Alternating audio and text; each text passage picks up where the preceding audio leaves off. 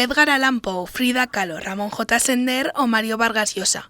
Ellos son una pequeña muestra del sinfín de autores clásicos y contemporáneos que se podrán encontrar hasta el 9 de abril en la Plaza Aragón de Zaragoza con la 17ª edición de la Feria del Libro Viejo y Antiguo. Desde el Ayuntamiento la verdad es que llevamos a cabo una amplia estrategia del fomento del libro y de la lectura, y yo creo que ferias como esta desde luego es algo muy importante. Nos pone en el mapa, como decía, viene mucha gente de otras ciudades y otras comunidades autónomas a visitar nuestra feria, es esperada. Es verdad que este año además se hace unos meses después del año anterior, que tuvieron que cambiar por diferentes circunstancias de fechas, y fue en septiembre. Por tanto, recuperamos las fechas tradicionales con muy buen tiempo y yo estoy convencida de que va a haber mucha gente que la visite. Este evento cultural, organizado por la Asociación de Libreros de Viejo y Antiguo de Aragón, pone a la disposición de los zaragozanos 11 casetas de librerías, tanto de la comunidad como de otros puntos de España. Pues yo creo que habrá quienes vengan a encontrar y quienes vengan a quienes le encuentren, porque también hay que dejarse uno pues atraer por el libro, pero puede encontrar